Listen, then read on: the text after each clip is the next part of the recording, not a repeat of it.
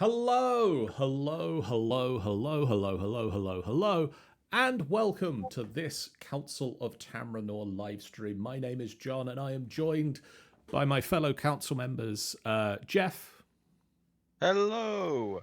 I'm a voice today, not a face. Who is presently rebuilding his computer. Good luck with that. Which is interesting, as he's also using his computer to communicate with us. I'm assuming it's already been done. I am also joined by Sean. I'm here. And as you can possibly tell from the other voices that have chimed in so far on the intro, I am joined by the Angel Games player. Yo! Who is in the room. The call is coming from inside the house, peoples. And also Tannie. And because we've got two artists, two art, no waiting. Tannie is continuing to finish the artwork they started of Novalie, the goddess of love. I need to remember all of the names.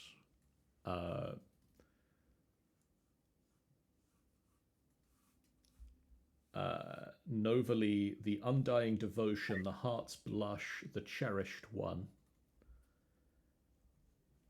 Who also is apparently a ballet dancer. Every time she walks around, she's always on tiptoes. She's gracefully walking around because she's in love. Okay, I'm not gonna So lie. she's in When love? I first saw the sketch, I literally thought you tilted it sideways to do the thing, and she was supposed to be laying down. I mean, that's kind of cute. Look at that. It does like work. That. Yeah, like she's chilling, maybe dipping her fingers in a cute pool full of flowers or something. But that's just what I thought you were going for. But ballet dancer works too. And Angel or Jennifer is going to be drawing Nefali, the Night's Blessing. Keeper of Slumber, the Dream Weaver, the Goddess of the Dreaming, the Sister of Evanora. And also, as you can possibly see from the two, which way am I pointing? This way. The two different camera angles we have. Pendragon Nomad Tannie is working in digital, and Jen is drawing in actual physical pen and paper notebook thing. You're so articulate. I'm good with words.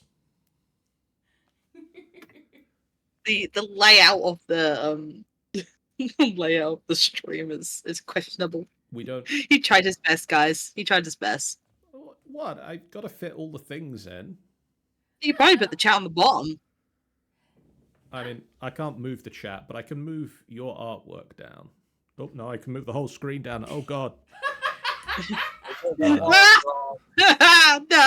Oh God, everything's on fire. I don't know how everything's on fire. Oh, God. There we go. That's fine. Actually, I can make this a bit bigger because we don't need to see your layers. I can probably make this a bit bigger because Jennifer doesn't have layers. Yeah. There we go. Yeah, I'm not that complex. There are no layers to this. There's no layers over there. It's fine. See, this is why I make my chat box transparent, because then it can be over things. Yeah, this chat box doesn't do transparent. Really? Because you're the one who set mine up. Unless you're using a different program now. This is just the way that this one works is we don't need to put anything behind this one. Oh, okay,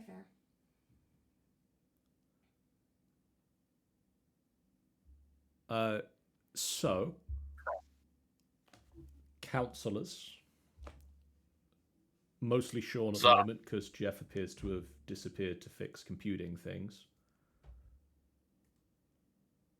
While the artwork is occurring, we probably need to fill the air with stuff. Probably talking is a good idea. My suitcase of bees should help with that. One thing that is going to help with that, actually, is me remembering to turn on the copyright-free lo-fi soundtrack that we have. A copyright-free lo-fi soundtrack? Oh, boy! Copyright-free lo-fi. Ah! There we go, some smooth jazz. See, UK guys can listen to smooth jazz. My thing's muted, so I'm gonna listen to some copyrightful music that you guys can't hear. I'm just listening to Skyrim. I have a playlist. I'm listening to the voices in my head. I mean, How the same? What the same? Something Well, about there's- cleansing Whitechapel in fire. Something like that. Nice. It's always cleansing Whitechapel. What about other areas of London? It's a good question. actually, you know what? It is. It is a good question. Hey, what are we gonna do? We don't talk about stuff. We're not contributing to the artwork, so... We're not. I mean, just see the sports game. What a right display that was. Oh, I was livid with the With the guy that goalie did the thing. referee linesman. How about that weather? We sure have been having some weather. There certainly was weather. There is definitely an atmosphere, and within it there has been weather occurring. Yeah. Oh, Not gonna lie, guys, but you're terrible at this. how dare See, you? this is why I suggested you guys talk about potential demigods and lesser gods. Because then at least you could talk about things about Tamrinor.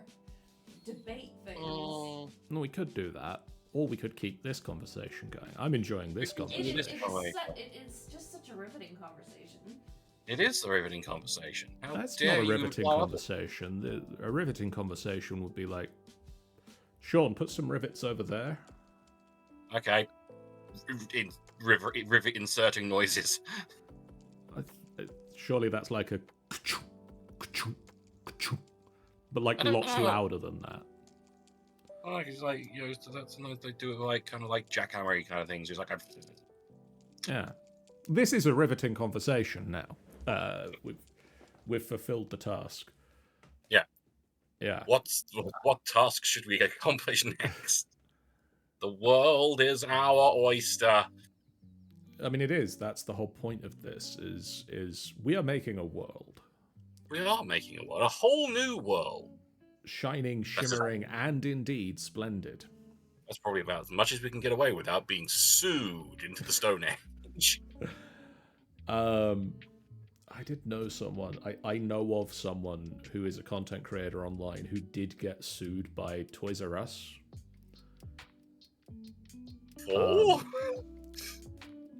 He'd been at like film school at doing media at college, and he had named his film studio, because everybody when you were at college makes a film studio. He named his film studio Imaginarium. and that's a thing in Toys R Us, I'm assuming. And Toys R Us wanted to use that for their like young kids range, and so they sent like cease and desist letters to him,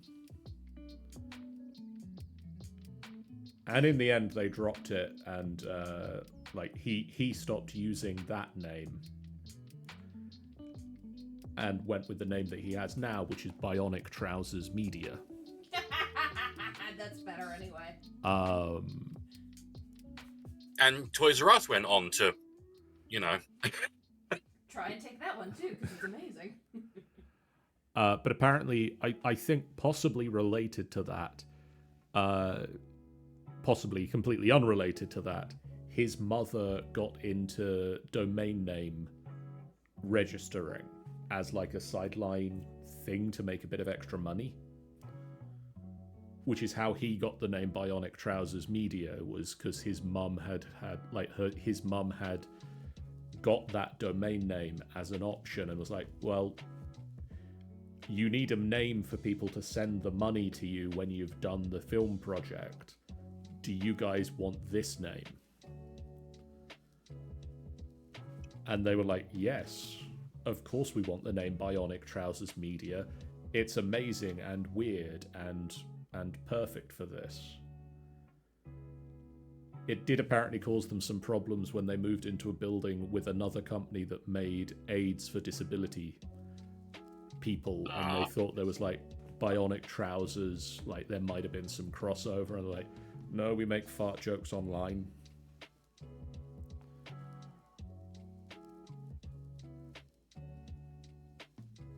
This has been like handicap aids for people with disabilities can like fart jokes online. Yeah, but it's also not the same industry. No, I have to admit, if I was disabled, I would absolutely buy something from a company called Bionic Trousers. Yeah.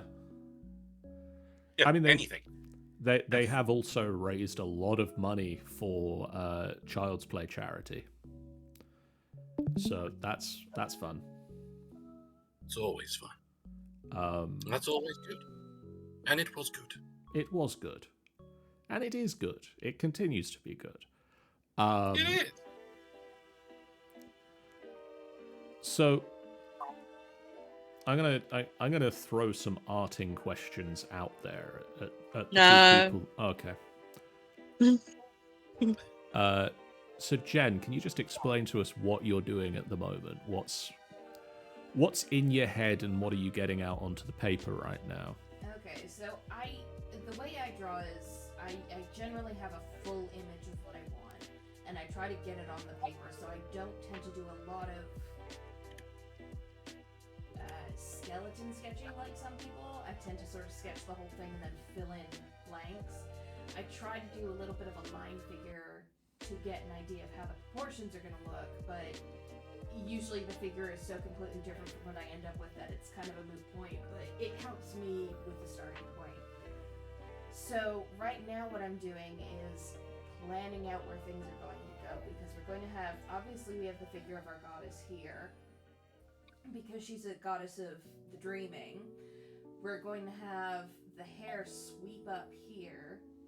Right. And it's going to have coils that are kind of indicative of dreams. And then her dress, and I'm thinking maybe a cape, but I'm not sure yet.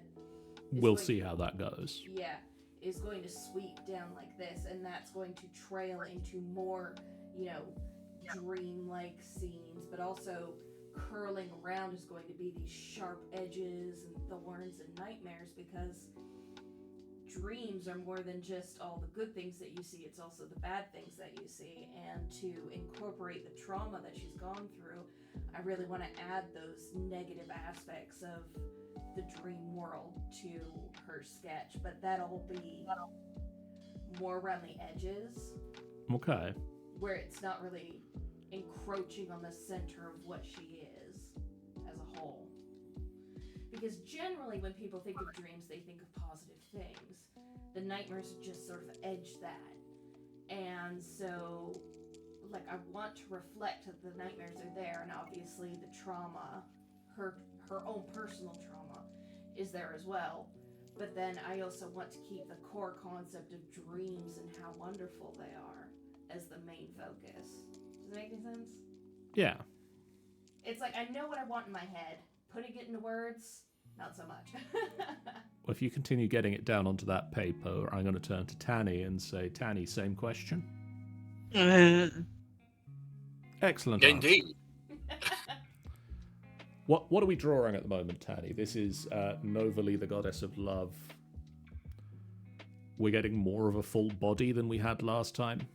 Roughly, we're trying to get her clothes sorted in a way, because she's basically kind of very fluffy, kind of like wearing puffy dresses, very, very, very girly. I mean, if I look at the notes that we have on Novalie, there is just the block capital note at the end of it at the moment that is just, she is like a pastel rainbow. Yep. So... But Debbie, pastels. Yeah. She gets so mad as well. She's like, how dare you insult my taste? You'd be surprised. But surprisingly, she isn't also of jealousy. She's completely off this, like, that kind of personality. She's all about positivity, self-love, all kinds of love. Majority of self-love as well. But she isn't of infang like how we've seen in Greek mythology, with Aphrodite being quite like, oh, everybody loves me, I'm very beautiful, blah blah blah. Where she's like, oh, just love yourself, you are wonderful, kind of thing. She's like more the opposite of how the goddess of love in Greek mythology is. Okay, so I have to ask you though, like, the idea is she's supposed to embody all love, right? Yeah. Okay, so how does she handle situations with, like, stalkers who firmly believe they're in love? They only believe they're in love. Okay, so here's another one. What about guys who like goats? Oh my god. You can just stick like a little goat on her design in her dress somewhere, just hide it, and she's just gonna, people are gonna be like, what's with the goat? And she's like, there's no goat, there's no goat, what are you talking about? There's no fucking goat, shut up. Like, that's the aspect of love that she just doesn't talk about. And people are all like, oh, but what about people who like, shut up? Nope. No, I'm actually gonna get to the point. I'm actually gonna get a point where I'm just gonna get a fucking base right now because I cannot draw today. I'm having difficulties. So I'll get a base out. Is it your hand just not cooperating, or your brain? I've been losing my kind of style ever since I've not been able to do a lot of artwork. I've been completely burnt out, so I've just been really using references. I've been using pose making bases, so I make my own bases so that I can just use it. Right now, I'm just like out of it at the moment, so I'm gonna check to see if I got any bases. I do that too. I use a program when I do digital work called Design Doll, and it's literally just, it's no different than the wooden poser dolls that artists who do traditional work use. It's just a digital doll that has a few features, but it's not really like a whole face. It's just sort of a general idea of where the nose, eyes, and ears are gonna go. Yeah, I just want where it's just the torso bit, so I'm gonna quickly make no. I want the idea of like showing the front bit of. Yeah, my brain stopped working. Yeah. So while this happens, Sean. Yeah. And Geoff, because I can see Geoff is unmuted now. Geoff! I'm just looking through our notes of things to expand. And we had noted down that we needed a god of travel. But there's now an Amy here. Hello, I've heard you guys would like some discussion. Oh! See, even Amy thinks you guys are useless.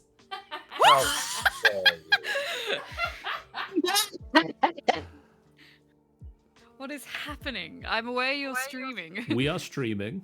You are live on stream at the moment. Hello, darlings. Don't swear. I saw you were doing art. Yeah, I'm doing art. I'm drawing Brim right now. So we're currently doing the world building stream.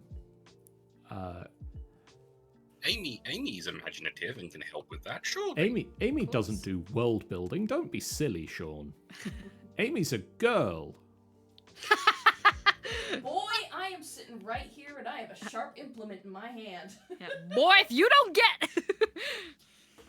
Boy, if you don't get them chores done, you won't be eating that.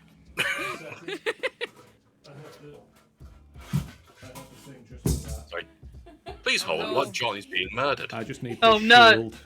He's got a shield. Unfortunately, it's small enough, so he gets to protect one thing, his brain or his balls. Which one do you think he's gonna go for, guys? Poor John. You know, this is your fault for allowing her in your house, by the way. Yeah, regrets are happening. Kind of is. Hey, I paid for pizza last night. Not all regrets. No one can regret. Of course, in case it didn't need to be pointed out, one, both the sports conversation and referring to Amy as just a girl are jokes. Yes. What? In case things... In case somebody decides they're In case offended. the reality police are offended by things... Before we get cancelled on twitter.com. I mean, I'm already gonna get cancelled because I can't be asked to do proper basic drawing, so I'm using a fucking gel on the base. Amy, you're already cancelled. It's not Twitter anymore, it's X. Duh. It's Yeah. Twitter. Shut your face. It's Twitter in my heart. Shut your face hole. So, trying to get back onto a track of some description.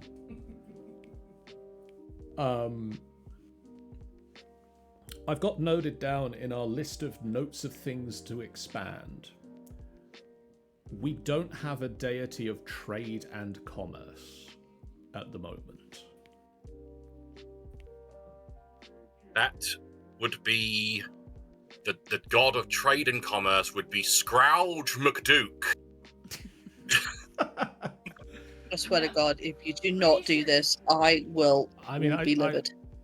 I don't know if we can do the McDuke, but I do like Scrooge. Yeah, I'm pretty sure Disney will come and clap Yeah, cheeks if you try to go for McDuke. But Scratch should work. Actually, I made a boss for a one-shot recently, and I called him Ebenezer Waterfowl. But who on earth could that be based on? It could be anyone.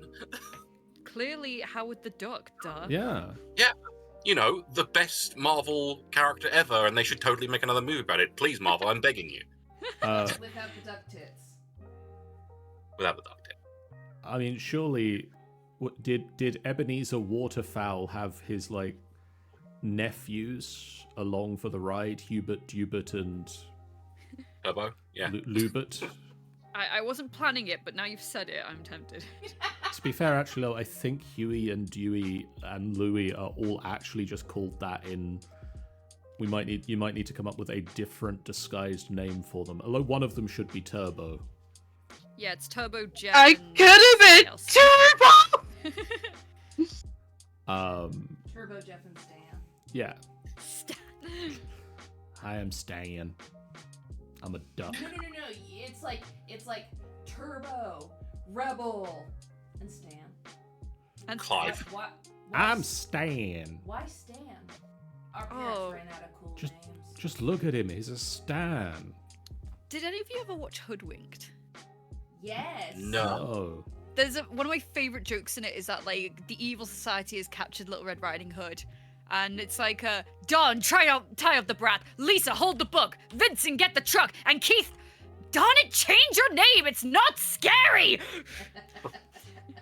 Man, just watch out for Keith. Terrifying. So I've added to our list of deities, to our pantheon, Scrooge, Skorge. Yeah. I'm enjoying that spelling.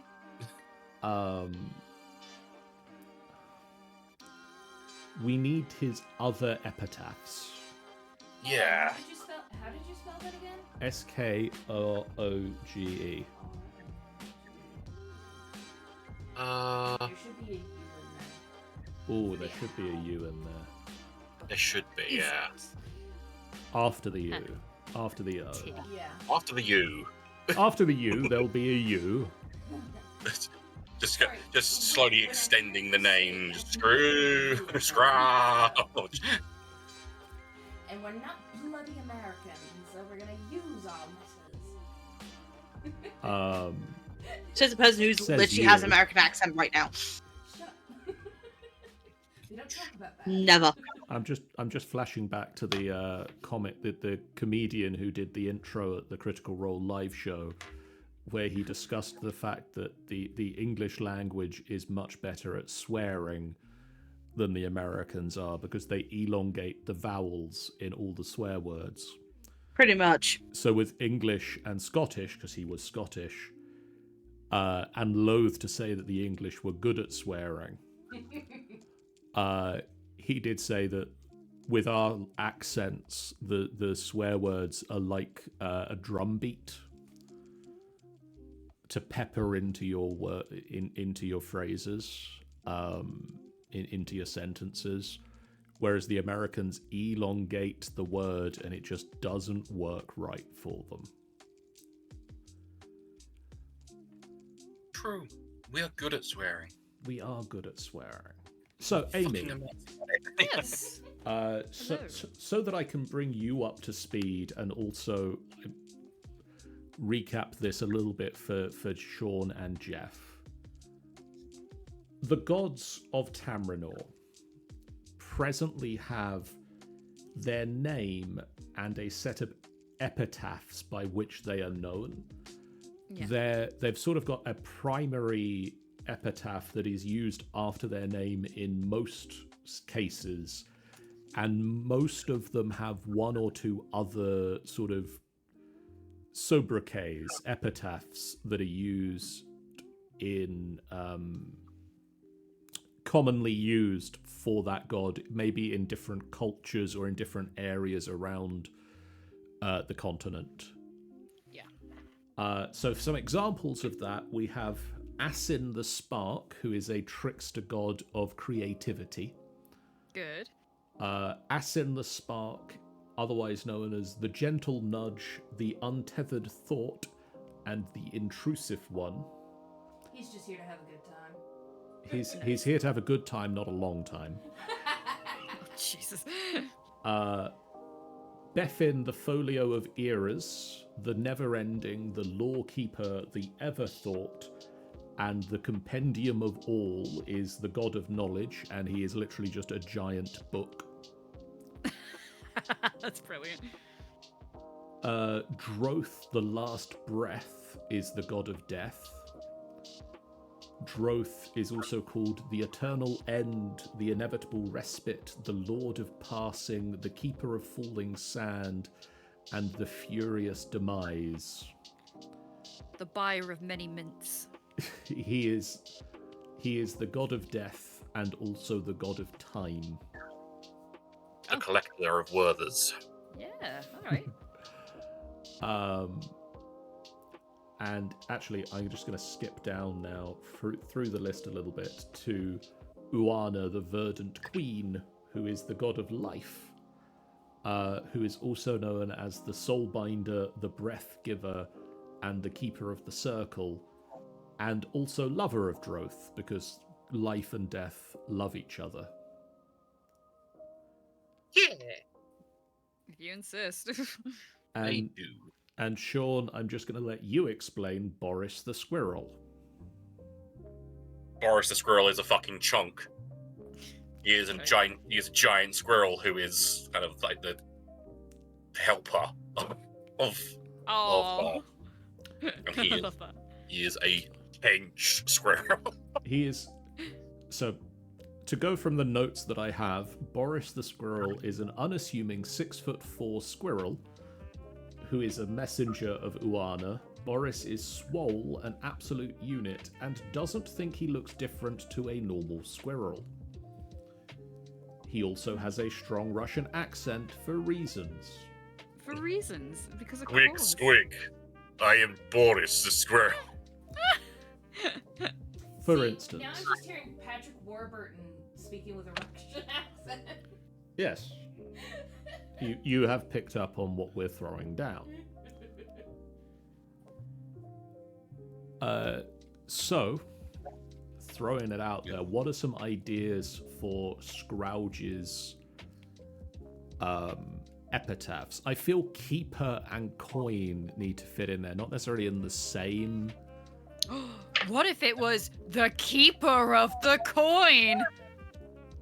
Not necessarily in the same epitaph, What but kind of insanity would that be? The treasurer? The treasurer?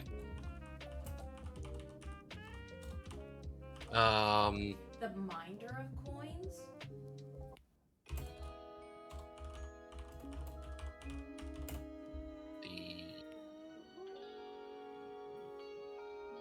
It's like all I do during this particular bit is I just stare into the middle distance and mentally try to grab at little strings of thought that are dangling now.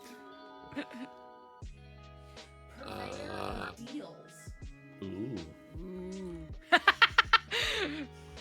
That's probably the best thing I'm gonna come up with tonight.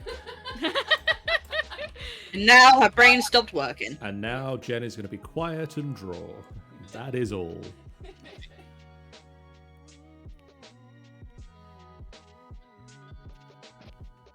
Now, would he be a selfish god or a fair god?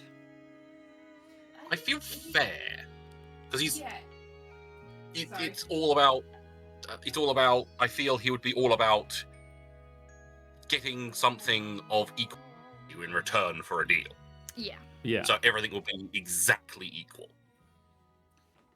So, because he's not a god of greed, he's a god of commerce, which is a totally different thing. A god At of least business. that was the vibe you guys were giving me. Business and equivalent exchange. The Those are two eternal different salesman. concepts. Tom Nook. Oh no, who was the other guy? Crazy Red. Crazy Red. No, it's Nom Tuk. We need to Nom look Tuk.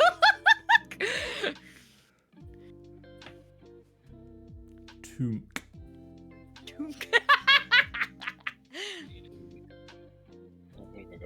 What is it? The eternal salesman. The He's represented by a fox. The accountant! nah. Nah. The fucking nerd. If we had a god of accountancy, we all know what his name is. He is Dave. Dave, the god of accountancy. Steve from accounts. Steve. What ones have we written down so far? I've already forgotten. The treasurer, minder of coins, purveyor of deals, the eternal salesman. See, I was gonna suggest the dealer of deals, but then that kind of Dealer of deals. that's I don't know if that's too silly. It feels a touch too silly. I mean, like something like that. If we had like for your jokester trickster god, I could see something like that working for him because he's chaotic neutral. He'd have fun with that. But for someone who's probably going to come across as quite serious, I think that would be a bit. See, I wouldn't see him as serious. He's fair and yeah. and like I said, completely equivalent in exchange. But I don't think he would be a serious god because Why wouldn't he? you though? wouldn't. Because Not everyone is going to buy from some dour sourpuss fucking guy. I'm not saying he's a dour sourpuss, but he's going to be a bit more. Because he's going to be interested in making sure things are fair and balanced, he's going to be a bit more focused than someone like the A god whose name I've already lost. Tannie, tell us all about this astounding artwork you are doing right now. Oh, that's amazing! I love it. Look at the detail. She turned us off, didn't she? They. I think if you want to play on. If you want to play on words, the bringer of change. The bringer of change. That's a good one. Oh my god, Amy, that's amazing.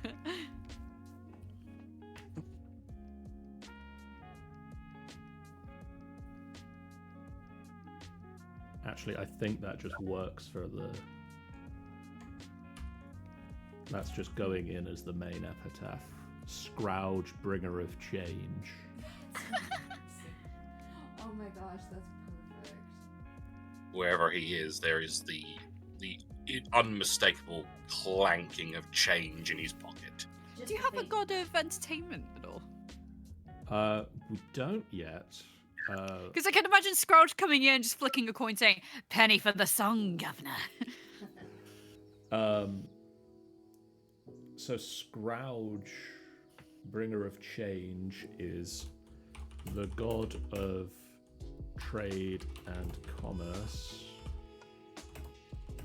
is always entirely fair and looks for equivalent exchange all deals.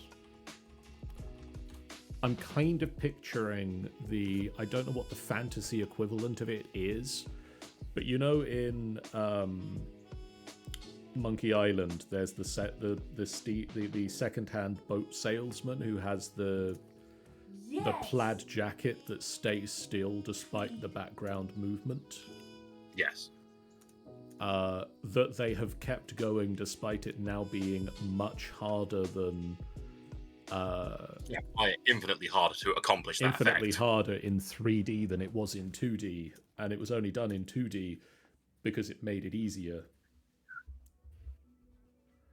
I kind of What's picture your guy's name again? Scrouge, Skrouge. Yeah, Tannie's done.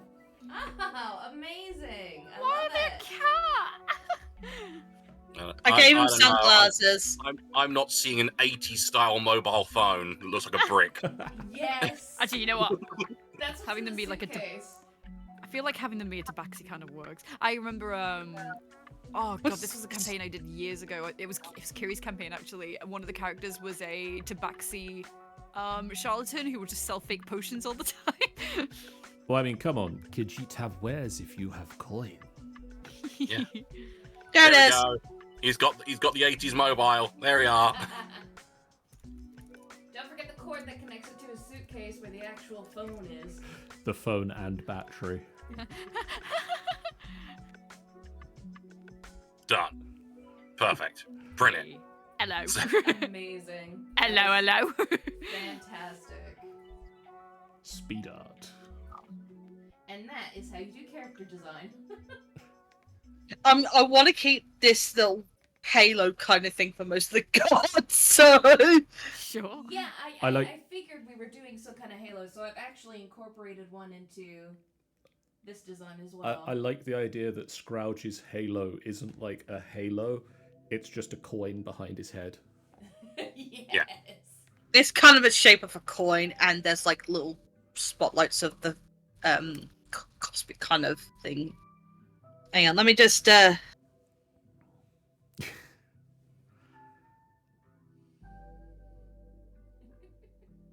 we go. Perfect.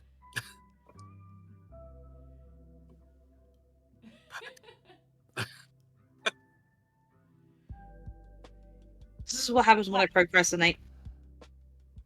He's got like some sort of like helmet-y kind of thing.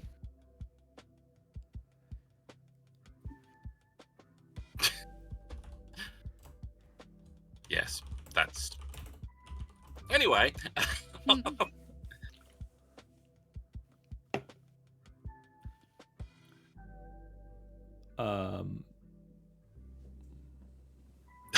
then zoom out to the actual. Yeah, let me just. He's so tiny. Just zoom out to the titties. No wonder there's so much corruption we can't see the fair god of trade. Yeah, he's so tiny. So I didn't know you guys were building a world. Is this something you plan to run down the line, John? So the idea is, and this is something we've been working on for a little while now. Back when the open game license shenanigans occurred, kerfuffle happened. One of the big things that I realized is that a lot of the FBF D&D games, read all of them, take place in the Forgotten Realms, which means that it's very difficult if something occurs where we suddenly go, actually, we don't agree with Wizards of the Coast anymore, for us to take the established characters and things and start playing a different system. Yeah. And so something that I decided at that point, and I got Geoff and Sean and Ben in on a regular basis, was building our own world. And so the idea is going to be that after we've finished the various currently ongoing campaigns, Rime of the Frost Maiden and Waterdeep Dungeon of the Mad Mage, we're going to start new campaigns in this world. And we're going to have, a fresh start with new characters and none of the backstory of the currently established characters and world. Good. Because it's a thing that you need to do every once in a while. Yeah. That's the Legend of the Wildlands game, and that's how we started, was doing streams on world building, which is where we got most of the former monarchs and NPCs. But what's been really fun is that we drew them on stream, and then obviously Alex, who's the DM, has commissioned new art for them, proper. Yeah, I can't imagine getting anybody to draw on stream. Yeah, but the funny thing is going back to the old streams and comparing them. It's just unfortunate that us like John, the Geoff, the me, the Ben are all people who can't really draw. So we can't do the drawing on stream. We have to get up. We can entice others. Yeah. Just come on to us. Psst, psst, psst, psst. Yeah, that's how we get artists around. That's how we get Tannie. You know that. Yeah. Well, Tannie, next No, time you do this... no. You don't do. You say money, and I'm like, yeah. But unfortunately, I have not been. What we do is we leave a little trail of model dragons. We've got to have leading to a box that's propped up with a stick. I just Dragon. Ooh, that and money. Next time we do this, because how we did it is we had multiple artists, but we had it on a website called Aggie.io, where multiple people can draw on the same canvas at the same time. Oh, I've heard of that. Ooh. Yeah, so I would be happy to help with that in It future. continues to not be a thing that I can do, but I can do rough doodles. I can't do anything good. So actually, unplanned, but we have an Amy here now. We do have an Amy here now. I don't know how for long words brain work. I mean, I'm not planning on going Fortil anywhere. College. Pardon? Fortil College. Fortil College. Fortil College. Fortil College. Fortil College. It's a TikTok thing. Okay. We have an Amy here now. We do. And Amy is apparently been completely unaware that we've been doing this for a year now, which shows that possibly our advertising isn't working great. No. And we possibly need to better promote these things, and maybe if Weirdly, I've never felt the need to mention it to her. I really should have done that.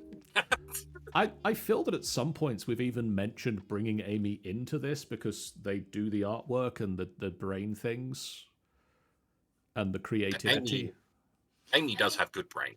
Unlike us, we have I wiki would brains. also absolutely love to contribute.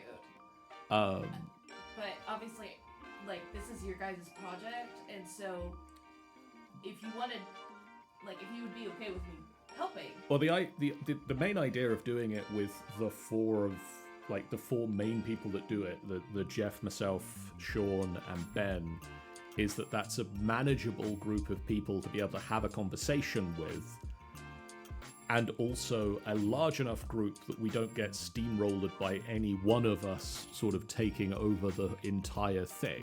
Right. But also that we don't have too many people that we're Too many cooks. Yeah.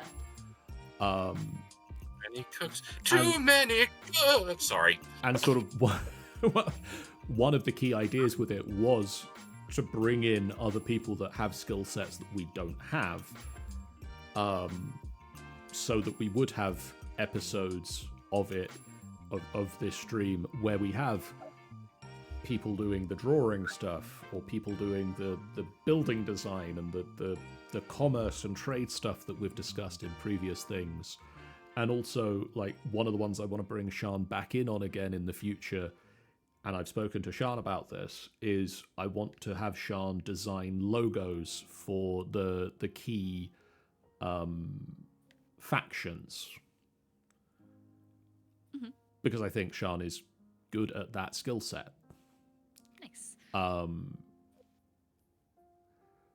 But I think, because we've got Amy here, we should possibly run through a bit about the world and see if Amy wants to inject any thoughts into it. Does that sound a good idea to all those around us? No. I mean, I think that's kind of a good idea because I don't know too much about it either. So it'd be nice to hear a bit more about. I mean, you've obviously read to me what you have about the gods, but other than that, I don't really know too much about what you guys have been doing. So I'd be interested to hear it as well.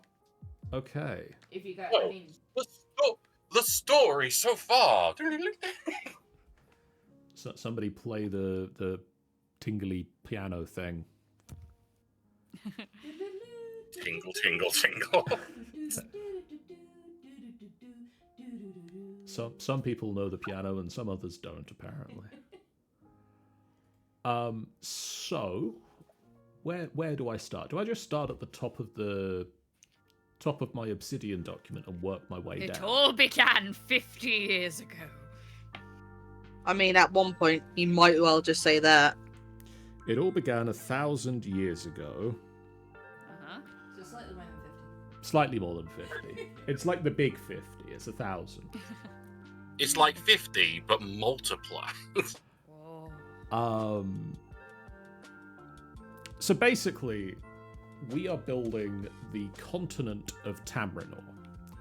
Yes. We had previously established Tamrinor as the location where the 3 characters that appear in the FBF logo exist. Okay. And Geoff and I had done some storytelling in this world. We'd written stories about it. And by that, I mean I'd come up with ideas and Geoff did writing. Okay. And then that sort of stopped because Busy. reasons. Guys, I've got a problem. What's No that? problem. My pen died. Oh dear. Now you got no pen. You see, Tannie, this is why working with traditional art will always be superior because my pencil. I will drop kick you the next time I see you, alright? Your ass will be completely drop kicked. You just want to touch my ass because you're weird. Okay. How dare you think I'm weird? You're the more weirder one. Hey, stop. No reproduction in this tentacle. No dirty. The only thing we're reproducing is OCs. So let's go down my list of. Starting at the top, we've got events that take place within the world. Oh no, actually, let's start with places. Places is probably a good place to start. Princess? Places, everybody. Alright. I'm going to start with a hodgepodge of locations. Hodgepodge. The locations of Tamrinor. Tamrinor is sort of this mega continent in the middle of the world. At the top of it, the very northern end of it, there is a large mountain range, and it is full of snow and snow and ice. And to the south, there is a giant desert. In the middle, there is a temperate, foresty, grasslandy location. To the east, there is a corrupted Badlands equivalent to sort of Mordor which is sort of a scar upon the landscape. And to the west, just off the coast, there are a number of rocky islands.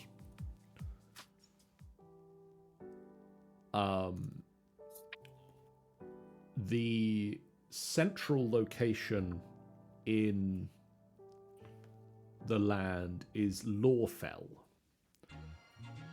which is sort of the central governing hub of the noble humanoid races of Tamrinor. Lawfell marks the location where Lortak the Terrible fell over a century ago. Lawfell is built on the shores of Siren's Harbour, which is a lake. The town is a sprawling metropolis over quite some space. It features Unity Cathedral, a place of worship for all members of the Pantheon, with a stained glass window for each god or goddess, placed so that each member of the Pantheon is shared with equal time in the light. The castle is surrounded by various rings, drawing inspiration from the various races of the Alliance of Casimir. The rings deal with the political matters to do with that race before leading to an elaborate castle with various spires which house the royal family. Main thoroughfares run from one ring to the next, dotted with carts selling various items from foodstuff to crafted goods. Near the centre of town is a pair of trees, one of which has been crafted by the Avians, a bird-like race, and the other by the Elves, which are neighbouring trees that have grown together and into each other, originally formed as competing with each other because both the Avians and the Elves have a long-standing rivalry as to which of them was the first race of Tamrinor, and can both use magical powers to entice the trees to grow. They have now formed into each other, the two trees, and this has led to the formation of a secretive organization called the Roots, which is a group of Avians and Elves who have come to realize that their rivalry is pointless and that actually there should be community between them, and is sort of very much inspired by the White Lotus organization in Avatar: The Last Airbender. There is a wizard's college or arcane school in Lawfell. We don't have a name for it at the moment, or much details beyond the fact that it exists.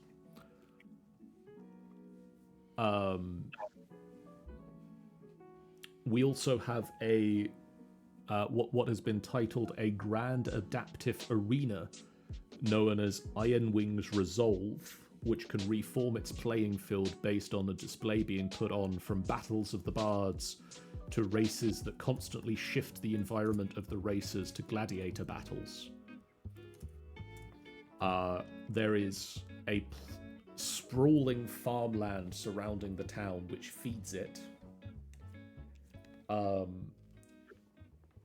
And they mine a natural resource called casamite, which is a magical ore that can be refined,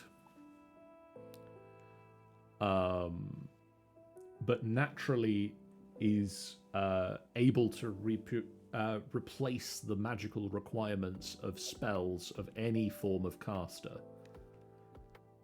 So replaces material components with a cost. Given time, casamite regenerates, leading to an endless supply as long as it isn't entirely depleted. Yeah.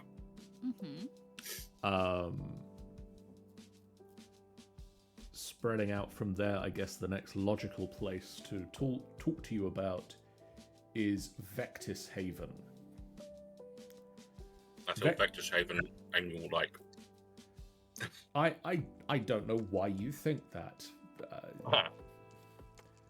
Vectis Haven is a grim, dark port town and the centre of trade and industry due to the large rivers that run from the centre of Tamrinor into the ocean, and 2 of those rivers run past Vectis Haven. Vectis Haven is a dark fantasy gothic London pushed to the extreme. Spires and cranes constantly scrape the skies, and the town is constantly rebuilding itself, knocking buildings over and building new things. The nice buildings at the top of the valley are just facias, not actually nice buildings. The town does not have wood buildings for the reasons of fires. Streets and alleyways are only wide enough for those with function, i.e. taking things from the ports to the factories. Every other alleyway is tight and winding. Even the functional streets need to be cleared to allow things to be moved through them, with divots and all passing places in the building. People frequently wear black or dark grey with face masks or coverings because of the toxic smog within the city. There is a strong punk element to the town. The tides in the port are quite even, and canals and rivers are man-made and well-maintained, and the town has a lot of underground fighting pits and or drinking dens. In Vectis Haven, they refine Casamite into a refined form that can take enchantment easier than other items. Vectis Haven is the only place willing to put up with the refining process, which is what's taken its toll on the landscape around Vectis Haven.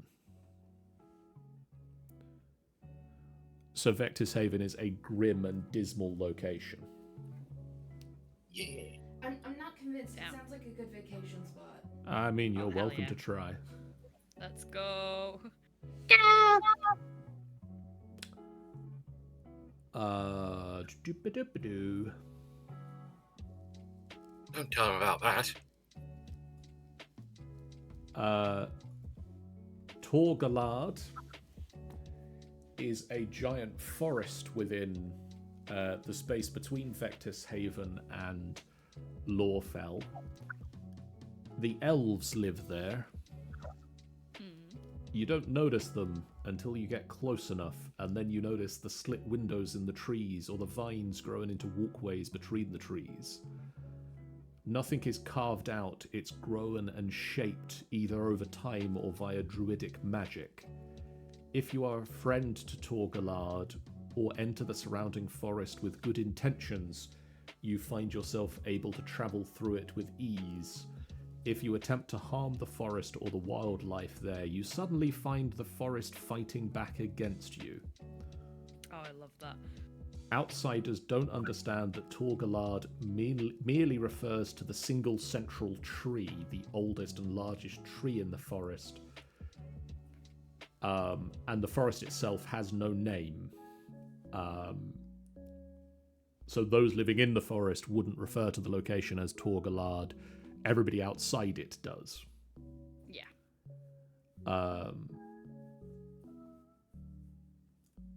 They are... Sorry, I've just noticed that I need to move. Oh, Either the camera or the artwork needs to be moved. sorry. You should have said something. Please hold. Technical Move, difficulty. bitch! Get out the way! Get out in the way. Get in the way of the camera. Get in the way of the camera. That's how camera work. Camera. Get in the way. Get in the way. So the elves of Torgalard are willing to trade trees that are past their prime and need to be cleared for new growth to occur.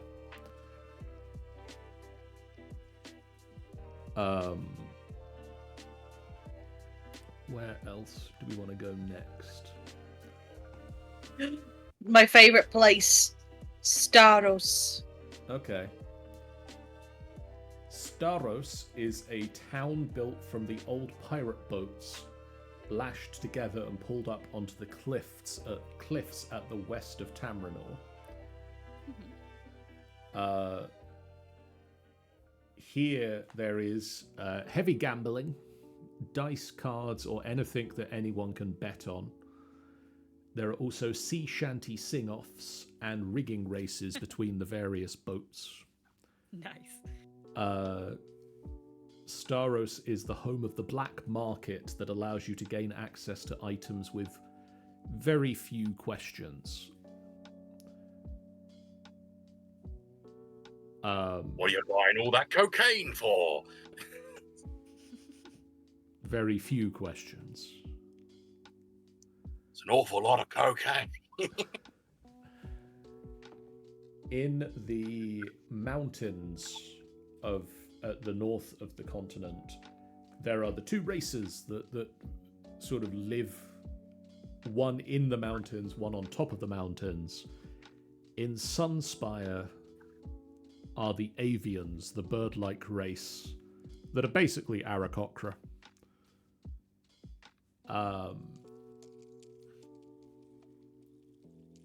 Who live in very hard-to-reach mountaintop cities. Buildings are tall and on stilts, with tall vaulted roofs to allow the snow to run off the buildings. Viking-style great halls mixed with smaller buildings. Walkways run between sections of the town that regular land-dwelling folk can visit, including communal hostel and hotel areas. Other buildings are only accessible to those of the race that can fly. Because screw you, land dwellers. If you've been invited to the town and disrespect its laws, you are locked within a dungeon built into and out of the labyrinthine root network of the buildings. You spat on the floor. Die. Oh, you spat on the floor. You're staying here forever in this Forever. nasty dungeon. Yep. Yikes. You forgot to return your library book. Well, it's... To the Eyrie with you. The hobbies of Sunspire include aerial acrobatics, races, and a highly elaborate game that is somewhat like chess and very hard for them to explain to anyone because they are giant nerds. And in terms of trade, they have a magical network of teleportation circles within their libraries that allow for instantaneous transportation and communication. And they make wine. Because they can have two things. Woo! Meanwhile, deep within the mountain, we have Stone's Grave. The Hall of the Dwarven Empire. There is an ebb and a flow to the halls of the dwarves as the living stone of the mountain range reclaims old and unused rooms, so new rooms are frequently being created.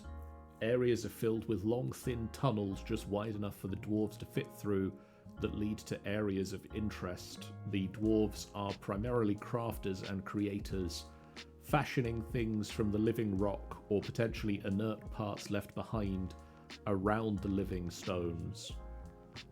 Tests of endurance and mining stamina are common, especially to show off to the other races. They have a lot of stone and metal because they're miners, and they don't actually care about the metal they mine, they want the stone. So they have a lot of metal that is pointless to them, but they can sell to other races. And they are the finest metal and stone artisans within Tamrinor. Fancy. It should be pointed out at this point, or possibly slightly earlier, that the dwarves in Tamrinor are rock-based creatures, Right. made from living stone. and the elves are partially tree-like, plant-based creatures with elements of green skin and leaves mixed into the hair. And We have met one.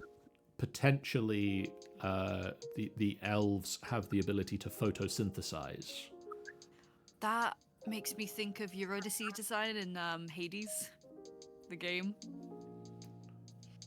Yeah. Do you not know what she looks like, John? I No. don't off the top of my head, no. I will send you a picture because that's exactly what I'm picturing for this. Excellent. Like, when we started discussing, I immediately thought of a Sylvani from Guild Wars 2, which are plant people. There you go. Yes. Like that would be a very old elf. Mm-hmm. Sort of younger elves would be more pink-skinned and like patches of green. Yeah. But I think the longer the elf lives, the more green and plant-like they get. And we have also got notes under the races. I'll go through the races as well at this point, actually. Take a break from the lands. Take a break. The elves, as we've mentioned, argue with the avians as to who was the first sentient race. They have advantage to hide in the forests because they look green. We have also got mention of a parasitic dead tree elves. An undead race of tree folk who draw life force from others to replenish their own. Ooh, fancy. It's all fun and games. Doesn't sound it. Sounds horrible. My favorite. So going down the list, I'll start at the top of the list of races. The Antari touched. Jen, slide the book that way. There you go. So the Antari are the sort of angelic creatures. Antari touched are basically Asimar, sort of the divine race. The avians are basically Aarakocra, but instead of getting gust of wind, they have disguise self.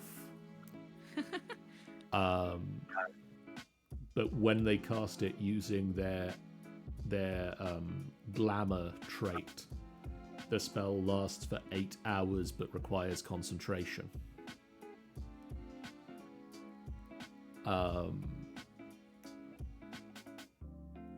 Drakevir is a very rare player option, which is basically Dragonborn. I'm not allowed to be a dragon. Dragonborn don't tend to exist within Tamrinor because dragons should be something to fear. And seeing them around the town makes them a little less rare and a thing to worry about. I get you. Sad times for me, guys. Sad times for me. Lol. Don't be damn where. It was my greatest betrayal of Tannie, and that was the first session, and I was like, yeah, I don't want Dragonborn. I'm heartbroken that he did this to me, you know. So He was just specifically staring at Like, Tannie. To be stared fair, dead we in the we eye and said, we no, we Dragon." made concessions. They exist. If I had my way, they wouldn't even be. Incredible. The dwarves are rocky elemental humanoids. New dwarves are carved from stone, so they don't breed. They are literally carved. It's a bit like Steven Universe. John, have you never watched Steven Universe? I started, and then Netflix took off the first several seasons. Damn. So basically, Yeah. a load of the gems, like the amethysts and the jaspers, are born from the rocks. They kind of emerge like that one creepy Japanese comic with the holes, and they go. It's actually worse than that because they get harvested from the planets. And the whole basis of the series is that Rose Quartz finds out that as they're harvested... Spoilers for Steven Universe, by the way. Oh, yeah. Well, no, this is stuff that you learned, like, in the first 2 seasons. Yeah. But, I'm not going to give away any of the big Netflix. spoilers from the later seasons, don't worry. Basically, you find out that the harvesting of the gems from the planets kills the planets, and Rose Quartz is like, but there are humans and other living creatures here, and the diamonds are all like, well, we don't actually care because they're lesser beings. Yeah. And Rose Quartz was like, yeah, no, I'm not cool with that, so I'm going to start a major rebellion. And that's what sort of kicks off the series, or happens like before the series starts, and progresses from there. So the dwarves, there is a rank or a family of dwarves known as the Vein Masons who carve the magical stone into new dwarves. But also, because the dwarves are a race that don't breed, you can't have a half dwarf. Yeah. Because that doesn't make any sense. But what if we just smash a load of rocks together? I did it! I did it! I killed a load of dwarves! One of the things that we need to play test is that they have a racial ability titled Stone Legacy, which gives them basically the Tiefling's Infernal Legacy spellcasting trait. But at level 1, they get the ability to cast Blade Ward as a bonus action once per short rest. At 3rd level, they get to cast Granite Skin, which is basically going to be a reskinned bark skin, once per long rest, which drops the concentration requirement of bark skin, but only allows them to target themselves. And at 5th level, they get to cast Maximilian's Earthen Grip once per long rest. And they can also move through difficult terrain without spending extra movement if you are using your walking speed on the ground.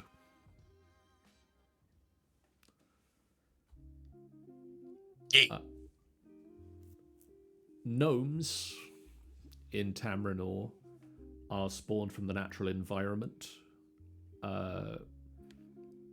They are possibly mushrooms.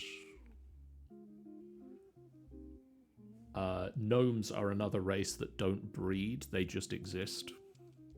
They just pop out the ground. I've heard they're a bunch of fun guys. Ha ha ha ha ha ha ha. Nice. You can just imagine me doing the double finger guns and smiling inanely. We'll picture it, it's fine. The halfling race stick to their lovely homes, which are located in Honeywell. Some rare halflings go on adventures, which is written in block capitals.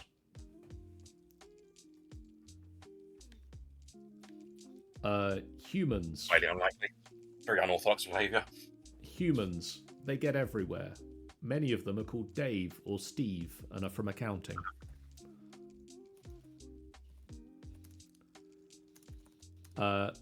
Lacerta are the name of our lizard folk race. And then there's orcs, which are orcs.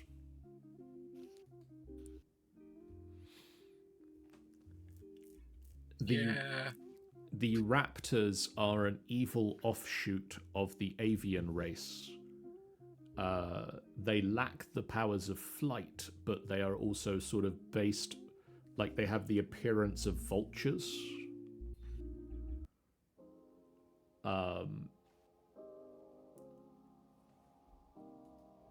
The Tiefling draw their powers from the 7 deadly sins. Started as a divine curse and now is a random element of old magic. If you are a tiefling, you don't breed new tiefling. because it's a random thing that happens. So it's not like you'd get a family of tiefling. Yeah. And then the last race, the last of the common playable races, is the Wild Ones, which is a mix of humanoids and wild animals. Mostly predatory mammals, and they basically have an ability of shifting, which works like the shifter race in D&D. Lovely. Which I don't think we've ever had a shifter in any of our games. I don't think we have. Have I what? think that needs to change at some point. You mean, do we not have a shifter? No. But I'm pretty sure we've never had anyone play one. I remember We've around the time... We've had people infected with lycanthropy, which is close, but not... Yeah. I was actually tempted to play one, but I ended up settling on a tabaxi instead. But kind of, I like the idea of someone just, like this really sweet, soft-spoken, mild-mannered person, and then she gets really mad, and then suddenly, fucking bear. And everybody's looking at her like, I thought she was going to turn into like a raccoon or a squirrel or a bunny, but she's just murking all these monsters, and they're like, but nope, she's a bear. That's... I'm good with that. Kind of have to be. I'm not going to argue with her. God, I remember around the time you guys met Kiri for the first time, I was trying to convince him to play a changeling in the game he was about to run, and he was like, I don't really want a changeling. So I said, fine, I will be a bugbear on the condition that he can be a nerd. And that's how Guthrie was born. That's another one. I've wanted to play a changeling for ages, and I've never gotten around to it. I'm enjoying the hair that is occurring now, Tannie. Let's look. Oh, your poses as well. Holy. There's so much volume. I love it. I just think of like 1980s fancy. I'm thinking, what's her fucking name from Labyrinth? Her hair in Labyrinth. Sarah. Sarah. I'm just thinking of like how. Are you going for it as well? Because, well, no, John and I were out shopping earlier, and one of the charity shops had like a whole rack of wedding dresses, and I was seriously looking at this wedding dress going, a little bit of silver thread and some lace, and this would look exactly like Sarah's dress from the Labyrinth, and I could cosplay that. But the wedding dress itself was like a size 0, and while I can adjust clothes to make them look like costumes, I cannot size up clothes, so it wouldn't have fit my fat ass, so... So I'll run... We got the flowers going on. Sorry, I got distracted. I'll just run through the months of the year, I think. And then I'll stop talking for a little while and say if anybody else has anything to add. So the months of the year are named after the gods, because that seemed like a good idea at the time, and then we had to come up with 12 gods. I mean, the fact is that, the fact is that you got like Odin's Day, like Thor's Day, all that kind of thing for Norse mythology. Judging by the evil laugh that Amy made, that was her evil doing.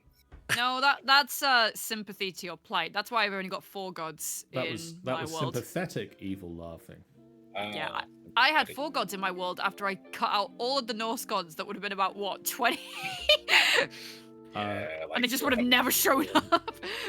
So starting at the start of the year, because that seems a good place to start things, the first month of the year is Nefali's slumber.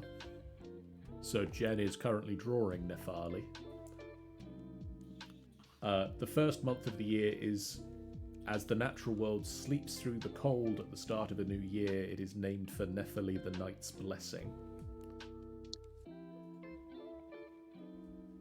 The second month of the year is called Evanora's Light, as Evanora keeper of the garden brings her light back to the world, things start to wake up. The third month of the year is Uana's breath, as Uana the verdant queen brings life back into the world. And one of the ideas we had was that, like, that's the full name of the month, and most of the months can be referred to as slumber, light, breath. Like, you can drop the god's name out of them, and people will still know what you're talking about.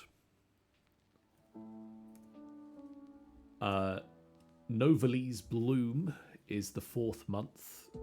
As the flowers bloom, it is also the month where we have Alliance Day. The fifth month of the year is called Xerxes' Measure. Xerxes is the god of war. As the sun blazes high in the sky, Asin's Joy is the sixth month of the year. Numbers! Numbers are a great thing to be able to work out how they work. Asin the Spark has fun in the sixth month of the year, and it is also the month of the summer solstice because the calendar works largely the same as Earth, because then everybody knows how the calendar works. Always helpful. Sorry, just, you said nobody's quite sure how you guys wanted your calendar to work. Oh no, it works exactly the same as Earth. There are 12 months, and it works exactly the same way as it's cold at the start, you go through spring, you go into summer, you go into autumn, you go into cold again. No, I know, but what if we, and this is just a suggestion, you know how some people have been saying that we should alter the calendar so that it's so many months, but exactly the same amount of days because it breaks down? We already got there. Oh, you already did? Oh. We did that. Alright, ignore me then. I'm being stupid. Sorry. You hilly Billy. Still love you. Stilly. You actual stupid. The seventh month of the year is called Falkite's Venture. Nobody mean it. Falkite's Venture, after the god of adventure. The eighth month of the year is Befin's Respite. Befin, the god of knowledge, takes a break to enjoy the sun. The harvest season begins with Eletheth's Bounty. And then Isbeen's Feast. When the harvest is collected, it's time to feast on the spoils of the year's labour. Deimos's Relent is the 11th month of the year. As the year draws to a close, Deimos, the holder of the void, rests briefly as the storm rages. And the final month of the year, the coldest month, is called Droth's Claim, after the god of death. As Droth, the last breath, claims the year. Within Droth's claim, there is the two events of the winter solstice and Crimma. We did it, guys. We did it. We've got Crimma. We've literally called it Crimma. Crimma is a week-long celebration to celebrate the surviving the middle of winter. Yes, precisely. And now that Amy's neighbours hate us. Possibly the family. Me, myself, and I. Crimma. Crimma is named after a hero of the past called Crim, who went on many adventures and did many things. Yeah. I'm going to stop talking now for a bit. And I'm going to say... John collapsed the floor. I'm going to say, is there anything that anybody would like to add to anything that the people that are not normally here would like to discuss or ask or question about the world? Right. Of those Tamrinor specifically. Yeah, those avian guys you were mentioning with their dungeon stuff. Yes. Are they like, as them as people? How would you? Are they like a pride race or proud race? They're a proud and ancient, wise race. They're sort of very much the way that the Tolkien elves are. Yeah, because part of me thinks, and this might be way above, if they're locking people in dungeons for like a year, I kind of like the idea that they bring the people out once in a while as like an example, in a sense. Like, you know, they even can look at them and be like, "Oh, sucks to be him, I guess." Sucks to be you. I feel that. Look at you and your stupid dungeon living face. I feel like there should be, and I don't know if it would be like a specific creature or if it would just be like a collection of creatures who share the same belief, but there should be like a nomadic set of tribes that just move across Tamrinor, because like they love the land and they believe, so they need to go to all the different parts and experience all of Tamrinor because it is all one thing. That's kind of a mix of, like, the wild ones don't settle anywhere. They're a nomadic race. Right. But that's mostly also because nobody wants them in the towns. Not so much that they want to experience everything, it's just nobody will put up with your shit.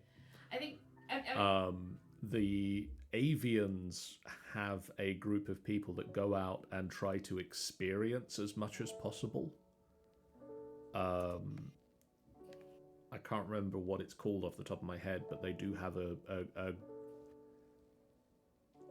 set of people that basically go out on adventures. And maybe it's like a religious sect or something who follow the goddess of life, and so they see Tamrinor as one huge piece of her, and so they travel around to all the different places. So they have to go to the very peak of the mountain because they must experience everything that the goddess has given them. Does that make any sense?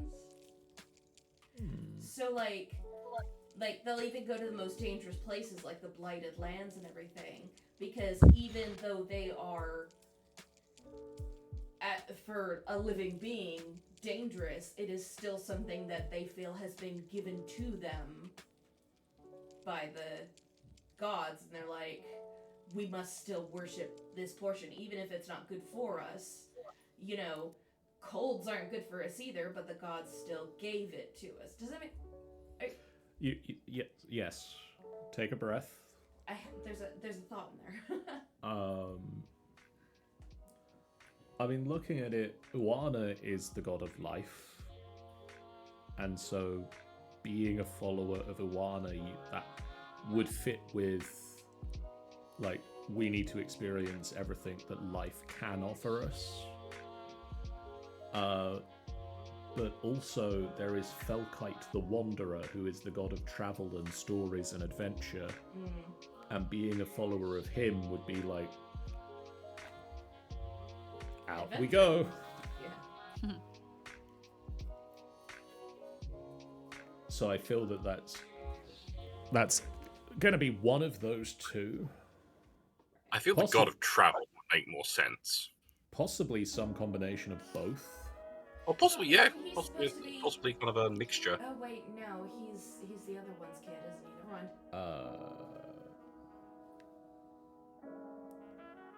Yeah, Felkite is the child of Eliphath, who is the god of agriculture. Right, so that's not...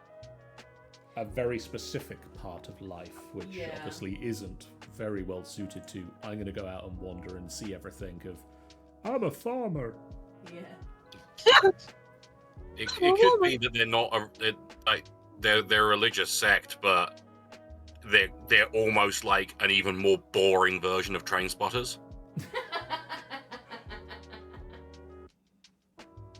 Like, oh yeah, he ploughed the field with an 8-inch plough. Oh, look at that. I feel like that's a different sect of people. Just the losers of the world.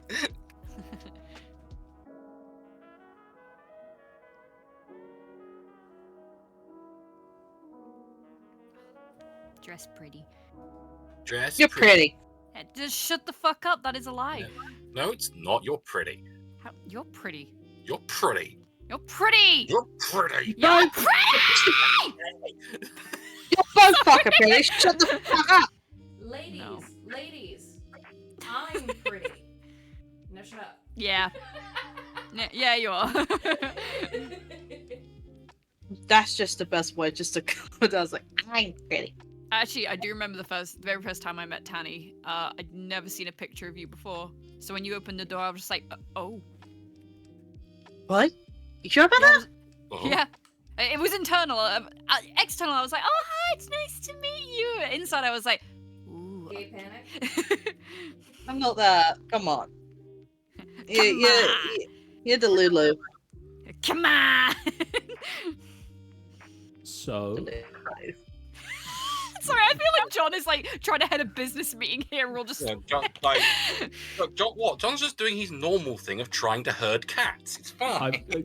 I was thinking as well while that was occurring. well, having a cat. Yeah, get a cat, John. The Wandering Circle, or the Circle of Wanderers, Ooh, that's a neat idea. because Circle of Wanderers. I feel. Felkite is known as the Wanderer, and Uana is known as the Keeper of the Circle. So the Circle of Wanderers. I like in the Circle of Wanderers. Yeah. Alright, I'm going to add a faction. Circle of Wanderers. Life is a wheel of the day. We do have a hashtag for faction. Excellent. Hashtag faction.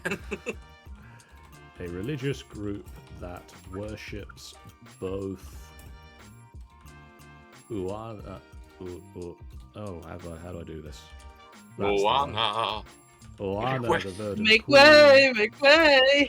and Felkite, the wanderer, and seek out all experiences within the world of Tamrinor.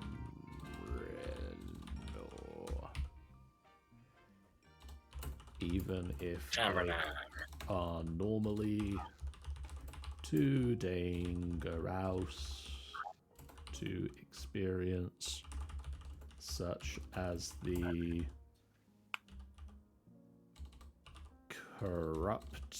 corrupted lands to the east.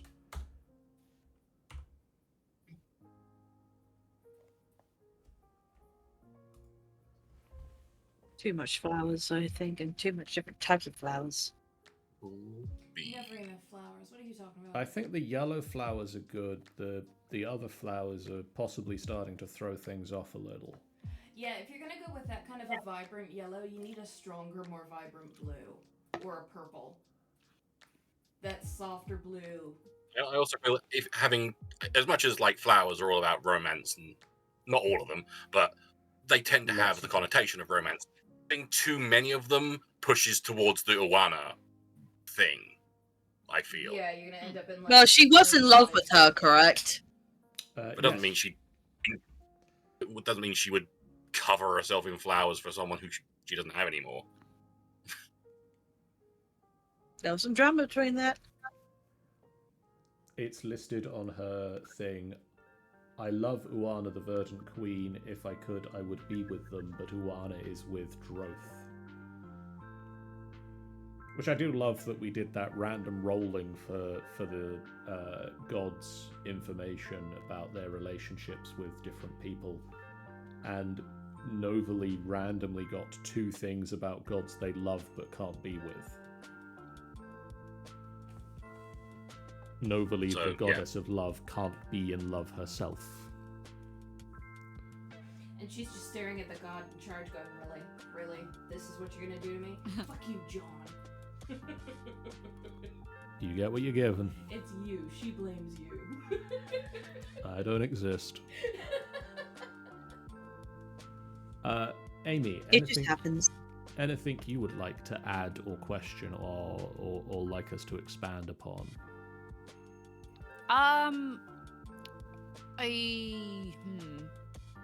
Do you think you'd ever expand upon the history of monarchy in this world?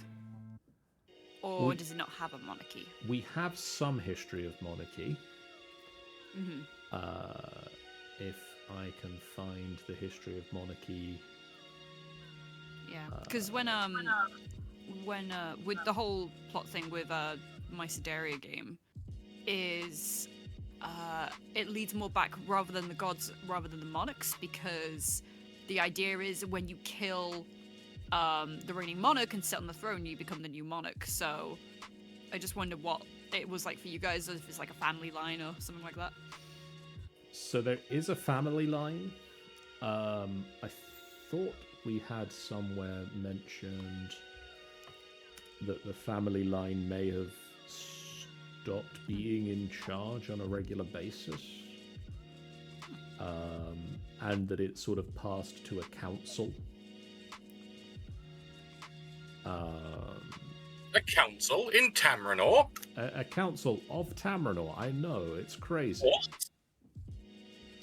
A council of Casimir. Yes, there we are.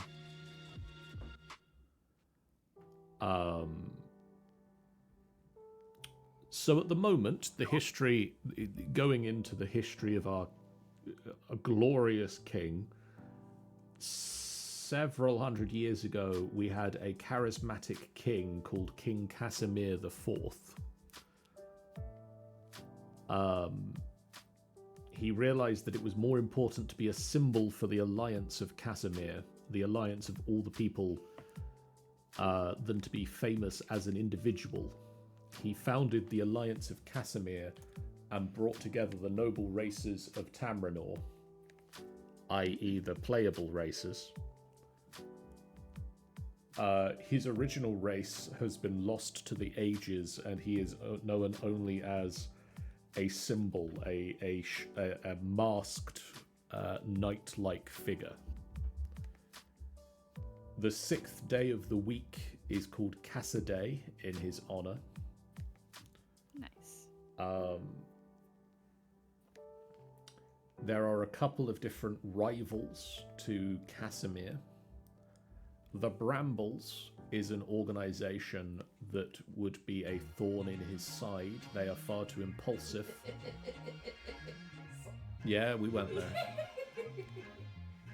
there. They are far too impulsive and fail to plan their operations properly. And even when they do fully plan the operations, they are unable to stick to them. After spending time amongst his people, he realizes that the Brambles are just trying to stick up for their people, and this inspires him to bring unity to the races of Tamrinor. The cousin of King Casimir is Baron Droke, who is a fast talker, able to twist the words of his opponents like King Casimir. He is a passionate and charismatic talker, able to ply the will of the people. Casimir didn't want to be king, but Baron Droke wanted to be king. And Casimir can see how well Baron Droke can inspire people with his speeches.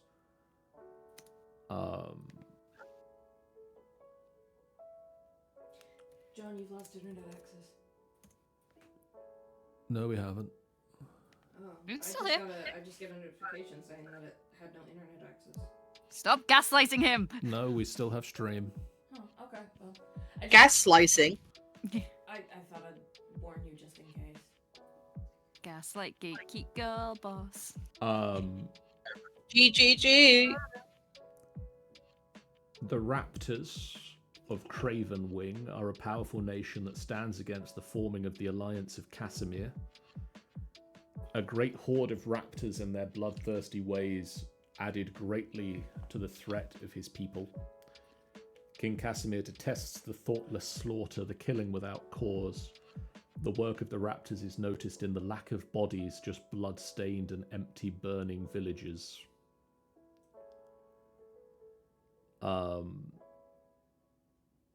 One of his main opponents is the Maelstrom to the east, a mysterious storm void that is holding something back.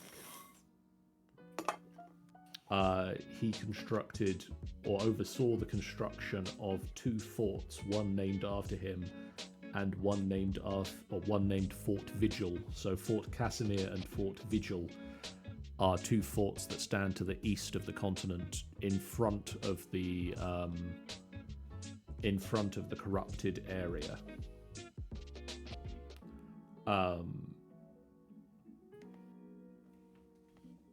And his main nemesis is Queen Kaliska, who wanted to be queen and was supposed to be in an arranged marriage with King Casimir. But he went off to walk amongst his people and was inspired by his people to form the alliance, and fell in love with Viorica. It's not Viorica, it's Viorica. Viorica. Not Viorica. Who he marries and who becomes the queen. Queen Kaliska loses her chance to be his partner and to rule next to him, and attempts to bring the alliance that he forms to an early close and regain her place as the leader.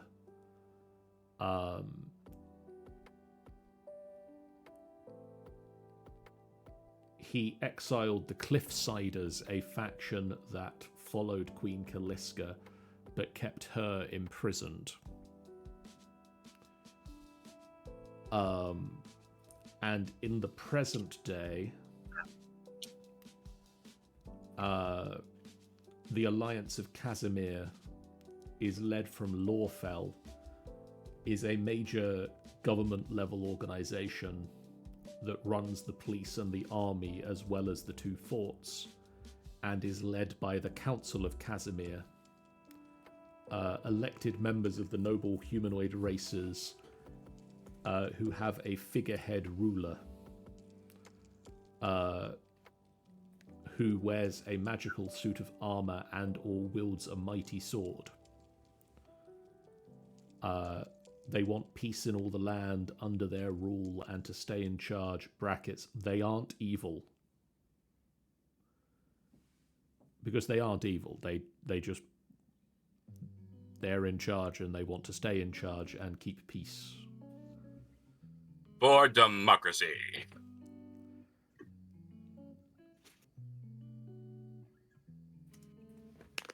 So that's what we have on that front. I like it. I can tell a year's work's gone into this. It's really good. Our hope is that I think we've said sort of June, July time, we want to be in a place where we can start doing sort of play tests within this world. Right. Because there are elements of the sort of home brewing we're doing. Like having the elves have certain specific character types of racial abilities, having the dwarves have these strange racial abilities, some other magical home brewing that we've done, such as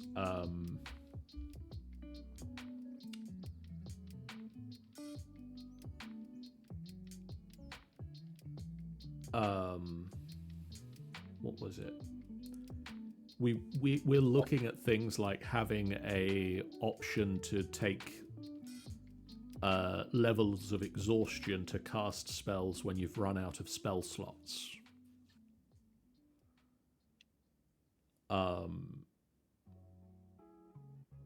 We're looking at things like You know we have the rapid quaffing rule where you can take a bonus action to drink a potion. Yes. We're looking at an option to have a full action to drink a healing potion allows you to take the full health points from it rather than rolling dice. Oh, wow. Oh, that's nice.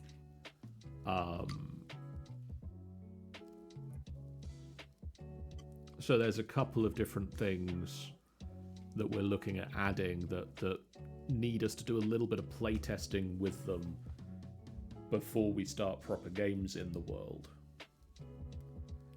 And also some of the stuff is just going to be a case of be warned this might go away if we discover that it is too powerful or broken.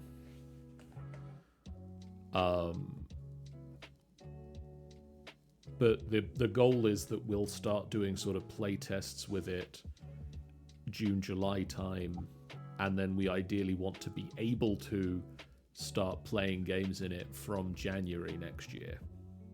Perfect. And so one of the things that, as I mentioned at the start of this, I'll say it again because it's, only been several hours since we started, and I don't think Amy was here at the time. One of the things that I want to have at some point in a not too future stream of this is I want to have Sean join us again, because Sean joined us to talk about the cities of Tamrinor. And I want Sean to come back again and discuss the faction emblems and to do some artwork for those so that we can have sort of faction crests. Rather than just having names of factions, we can actually have like the crest or the emblem or the iconography so that you can see that like you would with the Harpers or the Lord's Alliance in Swords Coast. Okay. Because that makes it cool and you can see things. What? Seeing things in TNT? Who needs to see things? I know, right? Seeing is overrated. For those of you doing artwork right now, how is your artwork going? Well, it was going good, but then I got distracted by discussion. I am trying to incorporate different dreamy things while dotting through her third eye, observing the dreams, which is where she's trying to gain any kind of pleasure because of how much she's suffered. So she uses her third eye to view dreams. And so I've got like all these little eyes dotting around, but they also kind of look vaguely menacing because she's slowly losing herself. Fair. Damn. And so I'm kind of building up these kind of dreamy images, but I'm also trying to...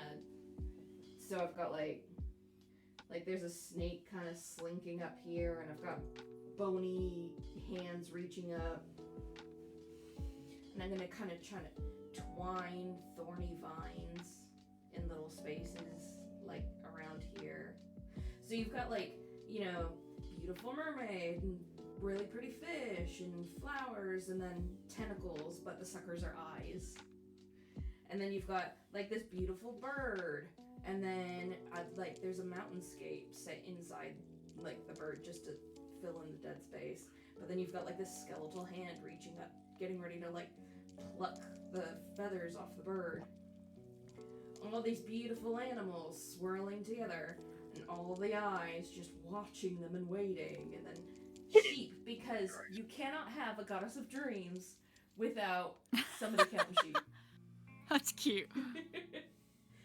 And then, more birds, because how many people have had a flying dream, So, crystals, because people who dream of wealth. There's a boat here for people who dream of adventure.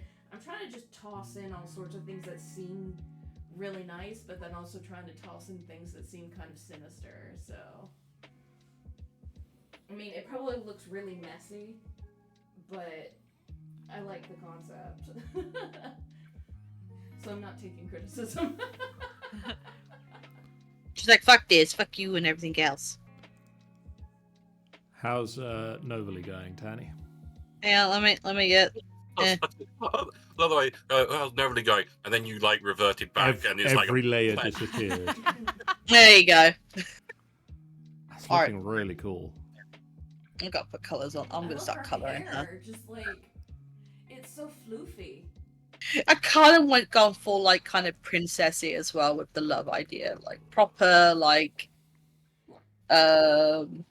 Sarah from Labyrinth, Princess Bride, Absolutely. proper classic-y, like proper classics, and also thinking of like just very pretty things. Sean and also Geoff, if you're still here. I am. Sean? Yes. Is there anything else of Tamrinor that I haven't mentioned that you want to sort of throw in front of Amy and see if Amy wants to have any reaction to? And if you need me to look it up in the notes, I can. So I have all the notes.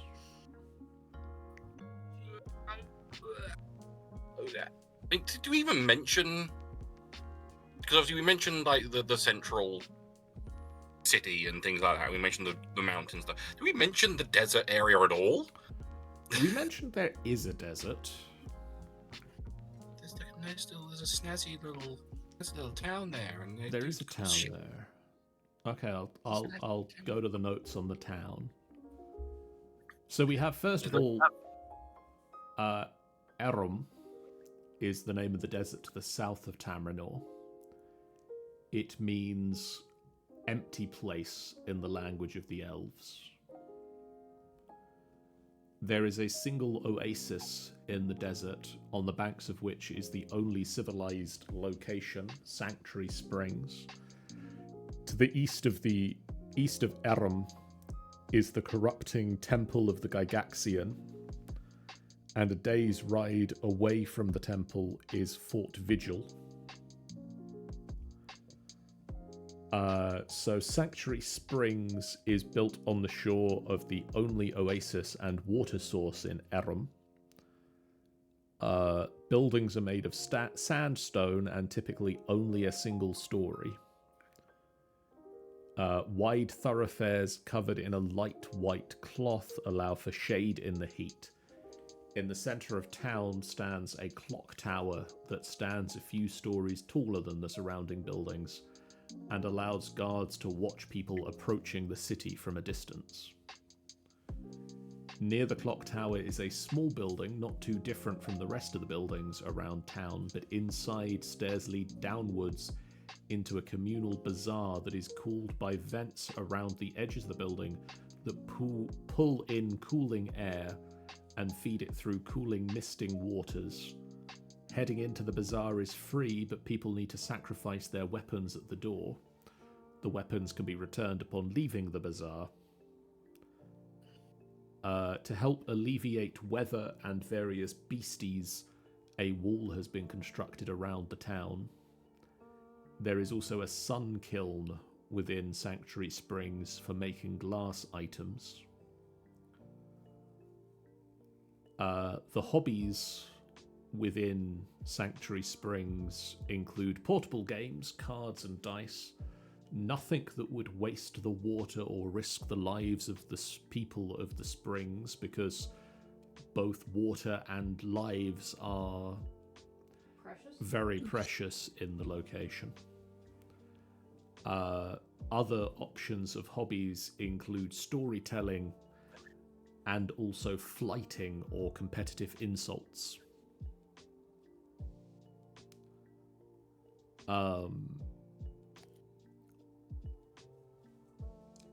They have a lot of glass and items made from glass, and any trade goods that are made within the desert need to pass through Sanctuary Springs before heading north. There are artificer guilds within within Sanctuary Springs that make inventions to head into the desert to explore the null zones, which are areas of null magic.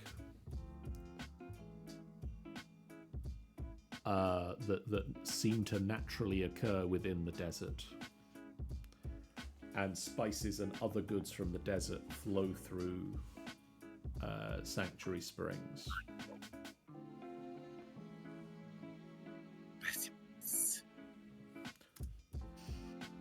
Would you like me to talk about Rock Bottom as well? Oh yeah, of course, Rock Bottom.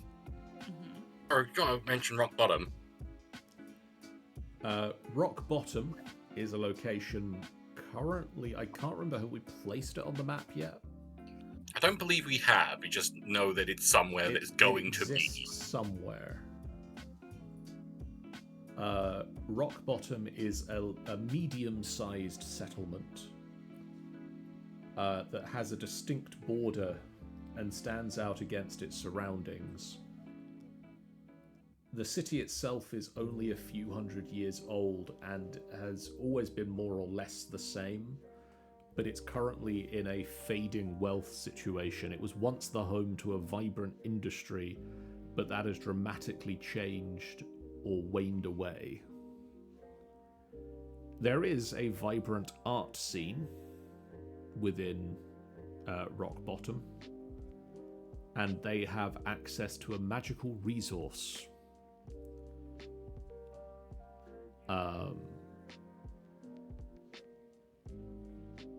However, the city is also built above and around an ancient metropolis, and a historical disaster has necessitated unique developments. The Rock Bottom School of Statue Making is a landmark within the town, is a detailed and iconic building made of stone with thatched straw roofs. The school is inspiring. And notable resident at the moment is Agatha Marashire, who is an ordinary citizen. She's native to you know. She is a shopkeep and is influential but stubborn.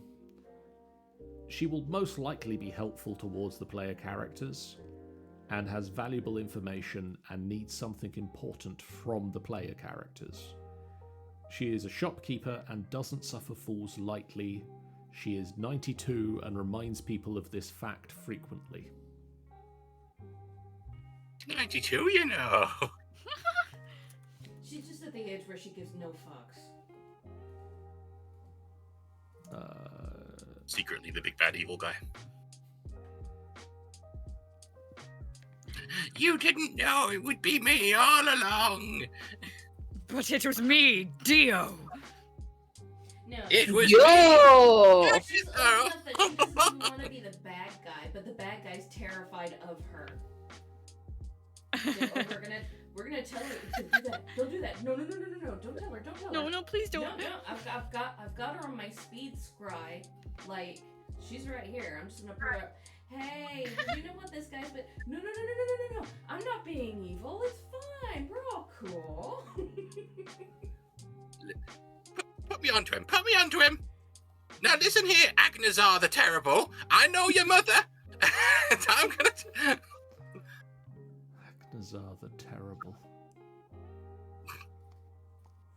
She just also somehow knows the name of... That just fell out of my brain hole, John. If you want it, you can have it. It might get noted somewhere.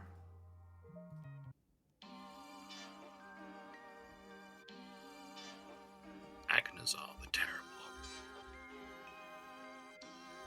Real name, Keith. I say she somehow just knows the name Keith, and she's like, and they're like, I'm not Keith, I'm Agnazar the Terrible. I just like the thing that I've seen recently where it's like Gandalf will full name a hobbit. It's like he full names Legolas at one point. Of like He does. and it's like he I does? I like the idea that somebody full naming people is like their superpower. That just means you're absolutely fucked.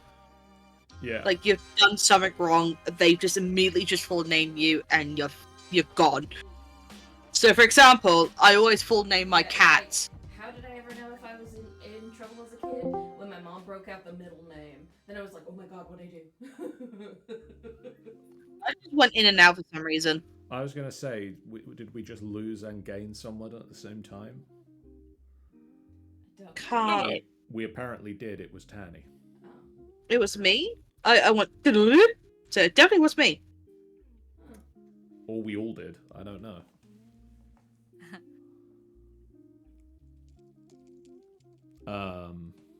Me lining up now is a terrible mistake on my behalf.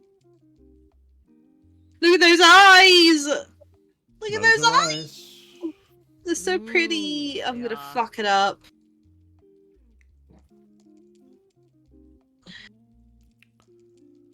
I don't want to give it too much eyelashes either. Let us all sit here and stare in silence as they do it. I've run out of things to say at this point. What else? What else should really be? Because have any questions arisen from this new information? I think we should still go for the demigods. No. Yeah. I'm sort of curious if Amy has anything to add to Vectis Haven, because I don't want to intrude on it, really. It feels like your baby. You can. It'll be our baby. Something's wrong. The idea is, like, this is the final boss fight project, and we're all contributing in our own ways. The punishment system of every, like, faction, I would be very interested in. Like, how they punish. I like the idea, like, some areas are just like, oh, we don't want to lock you away. We'll put you through a, what the bloody hell's the word? Oubliette. Yeah, like, we'll go give you community service. Oh, look, you're doing so much better. And other people are like, you drop litter on the floor. Die. Well, I love you. Littering is a class 3 felony. Well, because it would add to, like, execution. if you've got, like, a whole political thing, that could be a kind of tension between them all, as well as, like, how they deal with, you know, punishment and just treating their people in general, I think would be interesting. Well, I think the only one that we've got listed down at the moment is the Eerie of the Avians, where they shove people that defy their laws in a twisted root network that you can't escape from if you can't fly. Is one of the main things about it, because it's a sort of it's carved into the side of mountains, and it's impossible to get out of if you can't fly out of it. Exactly. But I watched a series called Realm Jumper, and it's set in, like, this little pocket dimension that it's kind of like the back rooms. People can just fall in by accident and you're stuck there. But one of the things they have is that their crime rate is very low, and when someone does commit a crime, there's no, like, jail or anything. They literally just go through a sort of, like, therapy community service thing, and then they're fine. But through that, the world is kind of presented as this kind of, like, uneasy utopia, in a sense, where it's like anything bad happens, it's like, oh, just sweep this under the carpet and everything's fine. So I like the idea of kind of the balance of worlds where things are a bit too fine, and there are places where it's a balance, and there are places where they're absolutely not fine, but they're trying to crack down on it. I think it could be a good dynamic to show all the different areas and how they deal with that. You know, like, as in, no war in Ba Sing Se. There is no war in Ba Sing Se. Oh, there's war. They just don't pay attention to it. They just... No, there is no war. There is no war in Ba Sing Se. There is no war in Ba Sing Se. I seem to remember we did discuss a little bit of Sanctuary Springs' possible judicial, like, at least punishments for, like, breaking the no weapons in the bazaar and things like that would be. I seem to remember we discussed them having, like, cells attached to the outer walls that people would have to sit in, and, like, almost as you're approaching the town, you'd have lawbreakers literally On sit, display. not until they died, but like until they'd learned their lesson. You don't want to be sat out in the blazing sun in a cage for hours, days, whatever. I feel like if we haven't mentioned it already, one of the things that I'd like to add to Lawfell, because we've mentioned that Lawfell is surrounded by farms.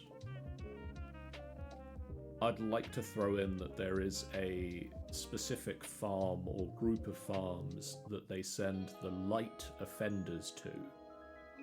The ones that actually show some possibility of redeeming themselves. The lower risk. Yeah, not like we're not sending the mass murderers there, but if but it's like you stole a loaf of bread. You've stole a loaf of bread to feed your family, or you've picked a few pockets maybe, but you're not. Nazar the Terrible, you have been sentenced to farm work.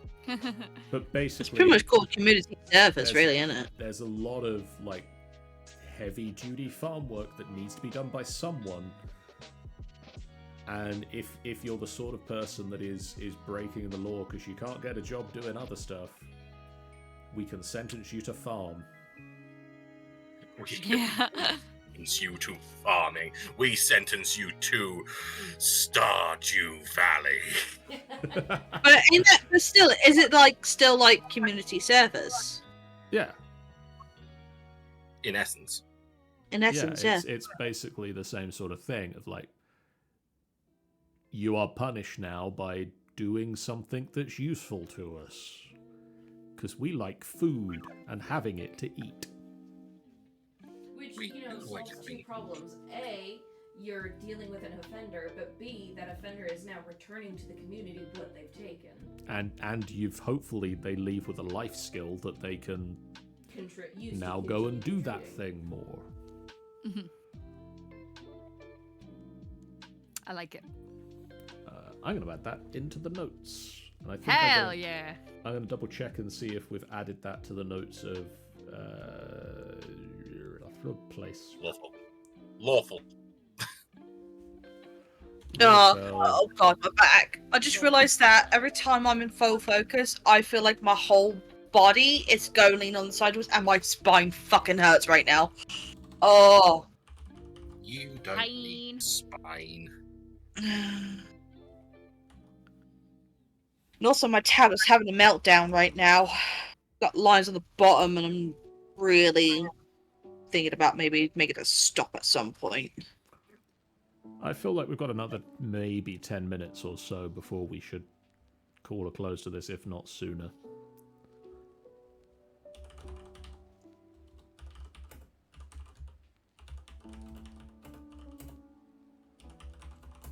I feel that to continue on with judicial systems, I feel the dwarves.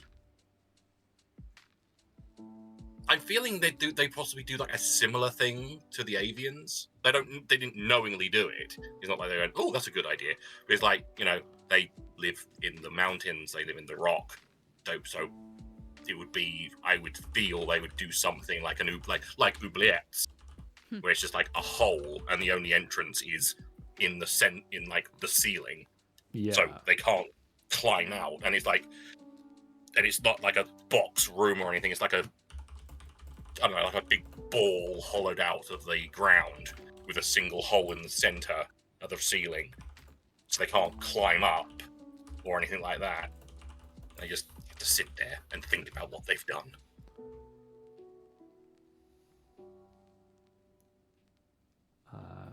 Nice. Think of what you did. It's making me think of Black Mirror now. Oh, did any of you watch the episode White Bear from Black Mirror? I've not watched any Black Mirror. I need to because I know I'd love it. Yeah, same. Would people mind a spoiler then for Go ahead. So basically, this woman wakes up and she's in this kind of like place or whatever, and she doesn't remember much, but all she knows is that there are people following her and filming her with their phones. And she keeps finding little clues here and there about her fiance, and this little girl who she assumes, oh, that must be my daughter. And one of the big leads is that she finds a white bear, and it's like, oh, I've got to go find her and give her the white bear. So all this stuff happens, like the people who are following her keep capturing her and torturing her and stuff, and then she keeps being rescued and she does this and that. And then at the end it's revealed that it's actually like almost like a zoo in a sense, and it's revealed that the woman who was being chased around was actually a criminal who her fiance murdered the girl she was trying to find, but she filmed it, and she was sentenced and then was put in this like zoo thing where her memories are wiped every day, and then every day people are entertained by following around and filming her and watching it all like suffer over and over, and she doesn't remember it every time. And it's implied it's happened over about 50 times at this point, and it's still going to continue. But it's the whole moral of like, where does the justice lie, and when do you cross the line and your crimes get even worse than the criminal? Yeah. I remember seeing that one. That's the end of my conversation on it. But I Yeah, Black remember Mirror, like- observing that. I remember I've got a favourite actress who plays in Downton Abbey. She's called Sybil. And basically, she's in there as well on one of the Black Mirror series. And I kind of want to see it because of her, because she's my favourite lady. Yeah.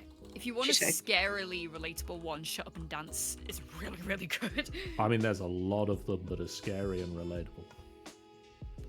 I know I'd love it because everything I've seen of it reminds me a lot of Love, Death and Robots, which I fucking adore.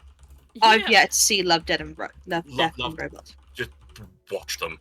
They are, although if you watch them, be fully aware that you'll probably never be able to watch them again, because I keep trying to watch them and Netflix have done something to screw that up. Oh, weird.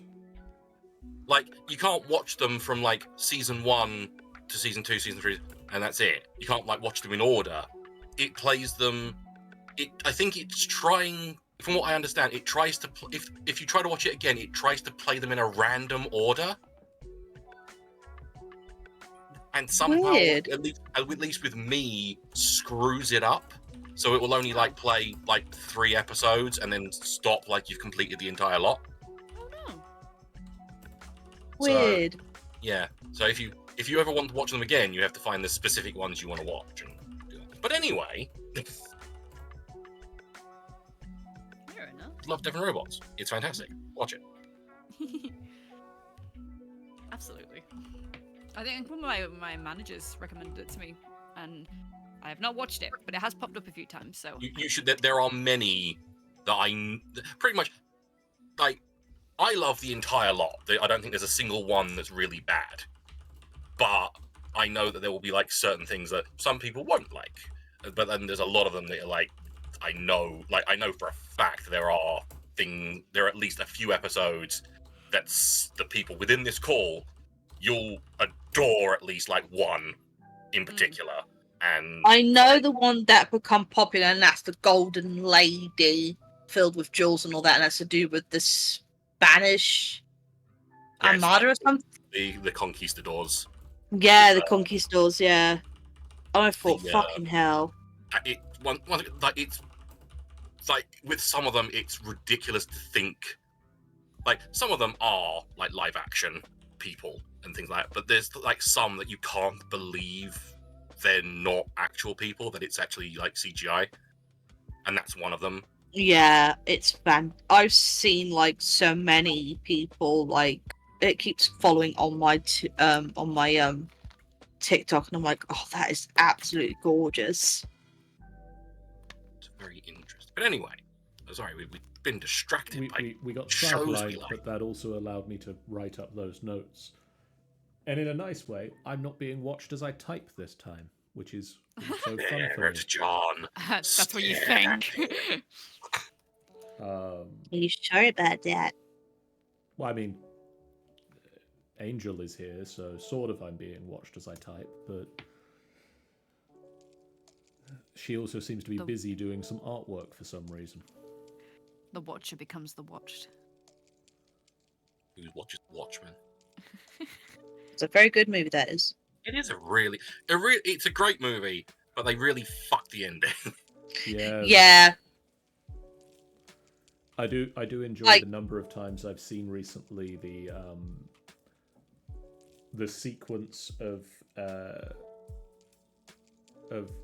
Dr. Manhattan where he goes to Mars and because he starts experiencing time in a non-linear fashion, and the number of times I've seen people use that as a meme recently where they discuss how time is cyclical is good, and I like that. I approve of this meme. Carry on. I'm John Gomez. This is my favorite meme on the internet. I wouldn't say that. Don't know though, it is a good one. Yeah. But yeah. But yeah. So with that in mind, it's now 10:30.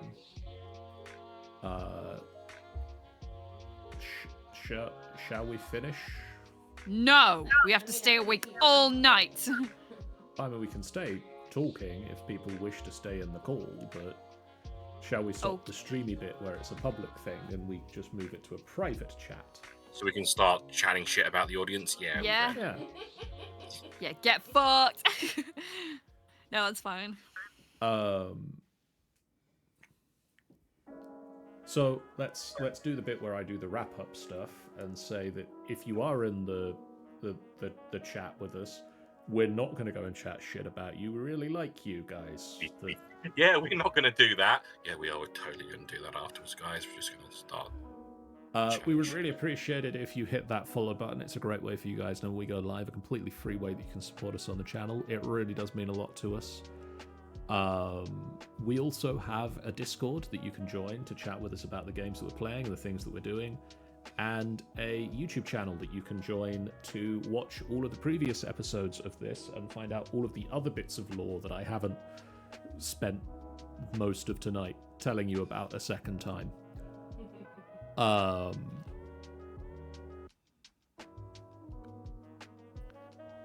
We also have a website, www.finalbossfight.co.uk, that at some point will probably have some written content about Tamrinor.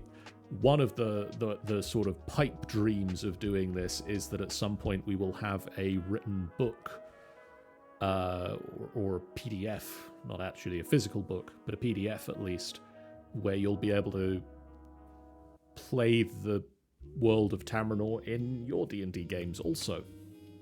Should be cool, I feel. And we've got these streams coming up. Let's go and look at the streams that we've got coming up. No, that's the wrong button. These are the streams that are coming up. Oh boy, it's streams. Oh boy! It's a lot of streams. Tomorrow night on the FBF channel, Dungeon of the Mad Mage continues. I'm enjoying that I've got the reactive images come up, so it's now that it's now Toya and Snicket and AJ and Sean and Tannie are here. Tomorrow night, Dungeon of the Mad Mage continues as the group continue to make their way through Willow Wood. They are going to confront a number of cloakers that lurk in the crystal caves to the north of Willow Wood, on the understanding that Willow will offer them safe passage to level 6 of the dungeon if they do so. On Monday, Wednesday, and Thursday this week, Angel is going to be playing a game on the Angel Games... Oh, sorry. Wednesday and Thursday this week, Angel is going to be playing a random game on the Angel Games player channel, where they will roll a wheel and work out what they are playing immediately before the stream occurs. Yeah, because who needs pre-planning? On Tuesday, we have Blades in the Dark continuing. We're going to go do a heist this time instead of not do a heist like we did last time. You did. On Wednesday on FBF, we're going to be continuing our modded Minecraft run, where this time we're going to be looking at some more of the potential shelving options of Apotheosis and getting even more enchantability into our items so that we can go up against bigger and badder bosses, or possibly go back against the Ender Dragon again. Because I think we need to do that before we can get the better shelves. On Thursday on FBF, that Fox Boy is going to continue his Baldur's Gate 3 Honor Mode run with mods. Friday this week sees the Shattered Obelisk continuing, with the Golden Tooth having finished Family Tour whatever year it is. They are currently relaxing in a hot springs, so we will continue their relaxing break before the adventure begins. And then Saturday next week should see the FBF quiz night with one of its most meta rounds ever, as I actually probably have to write some questions at some point this week, or the quiz isn't going to happen. But the specialist round this month is last month's quiz.